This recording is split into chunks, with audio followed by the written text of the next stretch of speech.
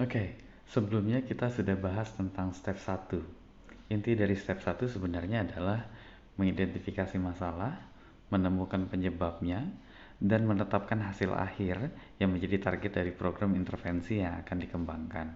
Nah, step 2 itu tentang apa?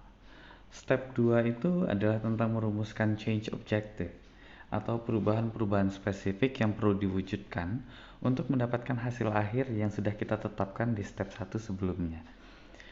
Nah, untuk menentukan change objective ini, langkah step 2 itu sebenarnya dimulai dengan menentukan behavior outcome.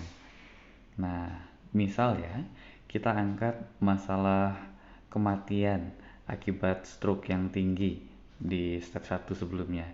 Berdasarkan proses di step 1, hasil akhir yang menjadi target program intervensi adalah minimal 50% dari yang mengalami gejala stroke di komunitas mendapatkan perawatan RTPA yang tuntas dalam waktu 3 jam setelah kemunculan gejala pertama. Misal, nah, RTPA itu protokol perawatan yang direkomendasikan untuk stroke. Nah, itu hasil akhirnya yang diharapkan. Oke, hasil akhir dapat, step 1 selesai. Nah, step 2, tentukan perilaku yang perlu dimunculkan dengan program intervensi agar hasil akhir tadi itu bisa tercapai.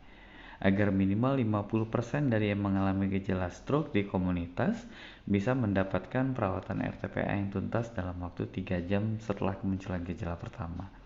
Jadi, langkah pertamanya di step 2 adalah tentukan target perilakunya yang perlu dimunculkan dengan program intervensi kita. Misal, target perilakunya adalah telah hadir di UGD rumah sakit setempat maksimal 20 menit setelah gejala. Maksudnya agar bisa tuntas ditangani sebelum batas waktu 3 jam terlewat.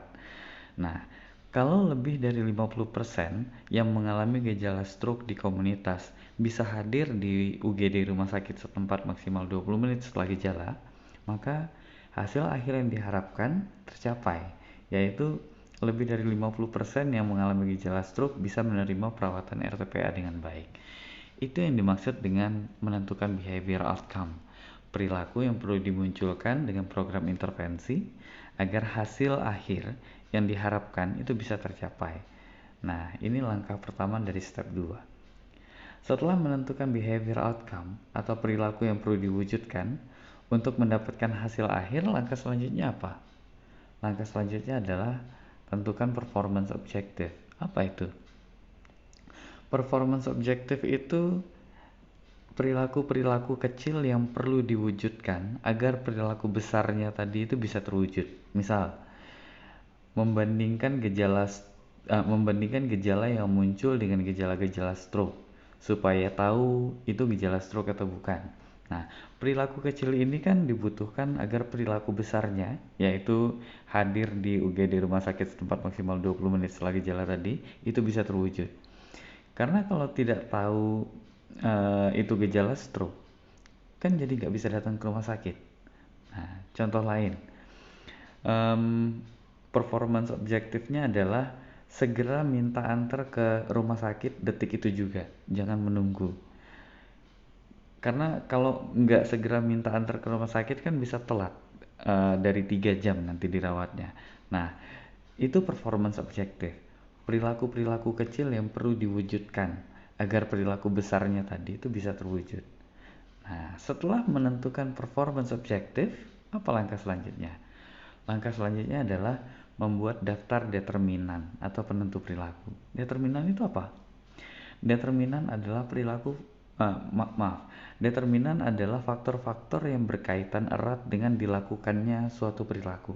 Misal, menurut Integrated Behavior Model, jadi ini kita turunkan dari teori, determinan yang menentukan perilaku itu ada 5, yaitu saliensi perilaku, motivasi untuk melakukan perilaku, pengetahuan dan keterampilan yang dibutuhkan untuk melakukan perilaku, batasan dari lingkungan untuk melakukan perilaku, dan kebiasaan. 5. Nah, dari performance objektif atau perilaku-perilaku kecil yang perlu diwujudkan agar perilaku besarnya terwujud, dan dari determinan ini, jadi dari keduanya, dari performance objektif dan dari determinan, kita akan bisa merumuskan perubahan-perubahan spesifik yang perlu diwujudkan untuk bisa mendapatkan hasil akhir yang telah ditetapkan di step 1 sebelumnya. Nah, misal ambil contoh performance objektif yang membandingkan gejala yang sedang dialami dengan gejala stroke untuk menentukan apakah gejalanya termasuk gejala stroke atau bukan. Nah, performance objektif yang itu. Bila kita kawinkan dengan determinan pengetahuan, maka kita akan mendapatkan satu perubahan spesifik yang dibutuhkan untuk diwujudkan agar performance objektif itu bisa dilakukan, yaitu mengetahui apa saja yang merupakan gejala-gejala stroke. Nah, ini pengetahuan yang dibutuhkan untuk bisa melakukan performance objektif, untuk bisa membandingkan gejala yang sedang dialami itu gejala stroke atau bukan. Nah, dengan mengetahui apa aja yang merupakan gejala-gejala stroke, maka orang akan bisa menentukan gejala yang dialaminya itu stroke atau bukan, kan begitu. Nah, contoh lain, performance objektif yang segera minta antar ke rumah sakit detik itu juga.